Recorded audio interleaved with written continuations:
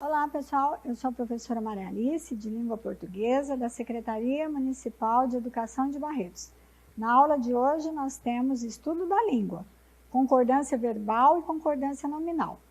Já vimos em aulas anteriores que a concordância verbal, como o próprio nome fala, é a concordância do verbo com o sujeito a que se refere. Ou seja, o verbo tem de concordar com o sujeito em número e pessoa. Sujeito singular, verbo no singular. Sujeito plural, verbo no plural. E a concordância nominal? É a concordância do nome. O que é a concordância? Do substantivo, do pronome, do substantivo, do numeral, do artigo, em relação ao substantivo, ao nome que se refere. Portanto, concordância nominal. Os textos abaixo referem-se à ocorrência de duas luas em um mesmo mês. Leia-os. Olha lá. É possível ocorrer duas luas cheias em um mês.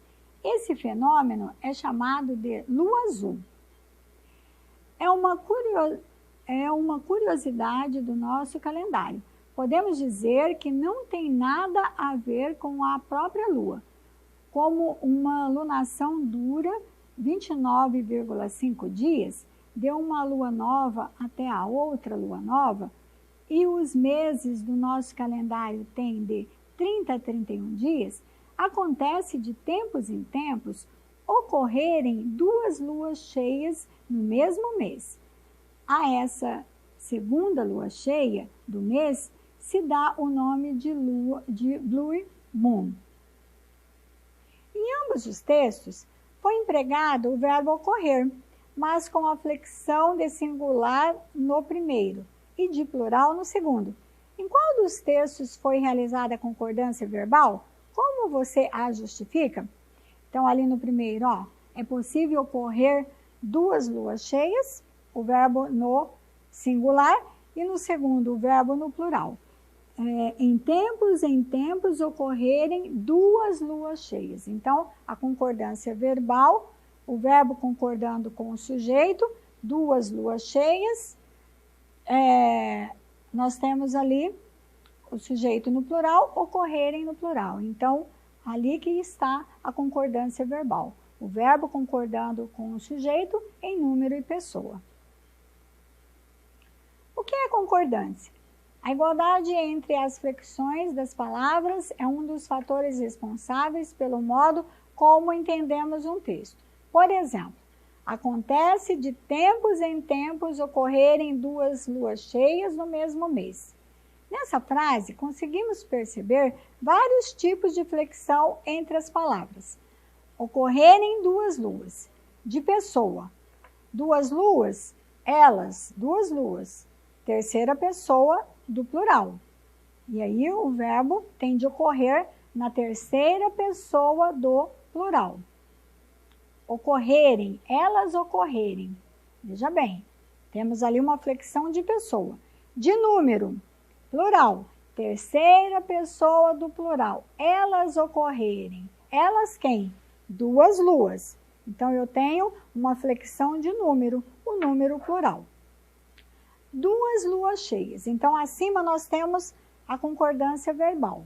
O verbo concordando com o sujeito, duas luas cheias em número e pessoa. Já embaixo, duas luas cheias de número plural e de gênero feminino.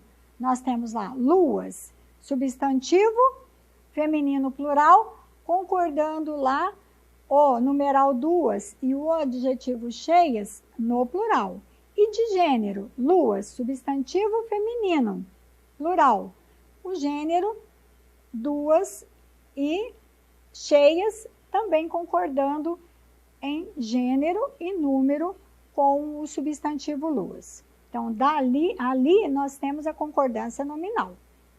Quando a igualdade de flexões de pessoa e número se realiza entre o sujeito e seu verbo, ocorre a concordância verbal. No caso de se realizar entre o gênero e o número do substantivo e das palavras que a ele se referem, conhecidas como determinantes, adjetivo, numeral, artigo e pronome adjetivo. Ocorrerá a concordância nominal, como ali, ó, 2 luas cheias. 2 numeral, cheias adjetivo. Atenção, a concordância não ocorre entre o verbo e seus complementos e os adjuntos. Por exemplo, os namorados contemplam a lua. Verbo plural, contemplam. O complemento a lua, que é o objeto direto, continua no singular, fica no singular. E a lua cheia acontece nos próximos dias. Temos lá o verbo no singular, acontece, e o adjunto adverbial no plural, nos próximos dias. Se referindo à adjunto adverbial de tempo, nos próximos dias. A concordância verbal obedece a regras da gramática normativa.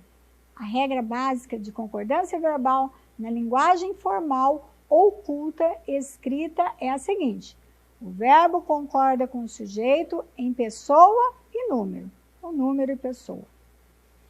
Já no que se refere à concordância nominal, a regra básica determina que as palavras que se associam ao substantivo ou ao pronome substantivo concordam com ele em gênero e número. Mas essas regras nem sempre são observadas na fala ou na escrita informal, que é a linguagem do dia a dia, popular, corriqueira. Existem alguns fatores que podem dificultar a realização da concordância. Por exemplo, quando o verbo aparece distante do sujeito com o núcleo no plural. Correram para dentro do quintal da casa amarela 10 moradores da rua. Olha lá, moradores é o núcleo do sujeito. Como está o núcleo, aparece no plural moradores, o verbo, mesmo que distante daquele núcleo lá, moradores, deve aparecer, concordar no plural, em número e pessoa. Já embaixo, núcleo do sujeito seguido por 2 ou mais determinantes ou por determinantes no plural. A diminuição dos empregos em empresas privadas e públicas, principalmente após a forte crise econômica que se instalou no país, obrigou as famílias a grandes sacrifícios. Nós temos lá o núcleo do sujeito em terceira pessoa, diminuição, e o verbo em terceira também, terceira pessoa do singular. Obrigou. A diminuição obrigou. Determinante distante do substantivo no plural. Encontrados no empoeirado sótão da velha casa da fazenda, os livros foram considerados valiosos. Então, lá, livros é um substantivo masculino plural, fazendo a concordância nominal lá com o determinante encontrados no masculino plural. Se fossem lá, as revistas foram consideradas valiosas, então lá, encontradas. Quem encontradas? As revistas, fazendo sempre a concordância nominal. Em todos esses casos, o verbo deve concordar com o núcleo do sujeito, esteja este no plural ou no singular. A ordem dos termos na frase não altera a obrigatoriedade da concordância. Veja essa frase na ordem direta. Os trabalhadores cansados voltavam lentamente para suas casas. Quem voltava lentamente para suas casas? Os trabalhadores cansados. Isso é a ordem direta da oração. Primeiramente, sujeito, depois predicado. Então, nós temos lá o substantivo masculino plural, trabalhadores, e os determinantes também no masculino plural, o artigo os e o adjetivo cansados. Para suas casas, determinante feminino plural, suas, o pronome lá, suas, concordando com o substantivo feminino plural, casas. Agora nós vamos ver na ordem direta. Essa mesma frase deverá apresentar a concordância verbal e a nominal, corretamente. Cansados, voltavam lentamente para suas casas os trabalhadores. Então, olha lá, os trabalhadores voltavam, concordância verbal, e cansados, a concordância nominal. Cansados, o termo cansados, concordando com os trabalhadores. Se você revisar os próprios textos escritos antes de considerá-los prontos e tiver atenção à concordância, vencerá as dificuldades descritas, ao perceber que construir uma frase longa em ordem indireta, procure identificar o sujeito e seu núcleo para fazer a concordância verbal, ou o substantivo e seus determinantes, ou seu determinante, para realizar a concordância nominal. Se você tiver esse cuidado com o texto escrito, certamente passará a dar atenção também à própria maneira de falar, evitando descumprir as regras da norma padrão.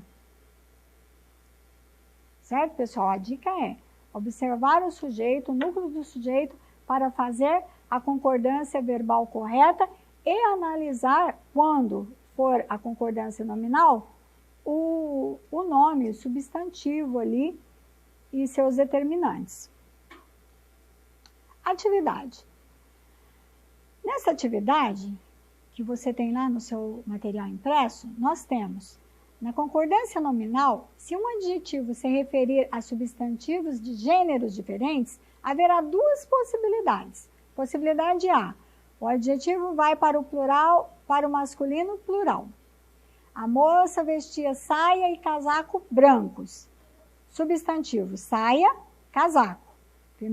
Saia feminino singular, casaco masculino singular. O adjetivo brancos concordou com ambos. Adjetivo masculino plural. Quer dizer, tanto a saia como o casaco, brancos. Né? Eram brancos. A possibilidade B, o adjetivo concorda em gênero e número com o substantivo mais próximo.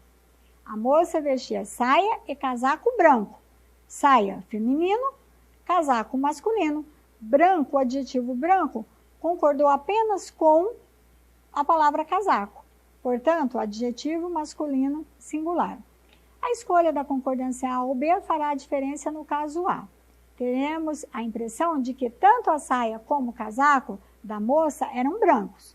No caso B, parecerá que apenas o casaco era branco.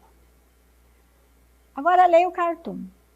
Olha lá, o aluno falando à professora.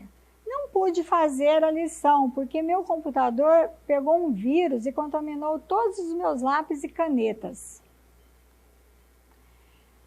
Posponha o adjetivo novo ao sintagma todos os meus lápis e canetas. Quer dizer, posponha, para pôr depois. Flexionando-o de modo a obter os seguintes efeitos de sentido. A. Apenas os lápis recebem essa qualificação. Então, como que ficaria? Todos os meus lápis novos e canetas. Já no item B, apenas as canetas recebam essa qualificação. Todos os meus lápis e canetas novas. A concordância do elemento mais próximo. C, os lápis e as canetas recebam essa qualificação. Então, ficaria todos os meus lápis e canetas novos, né? Se referindo tanto a lápis como a canetas. É isso, pessoal. Até a nossa próxima aula.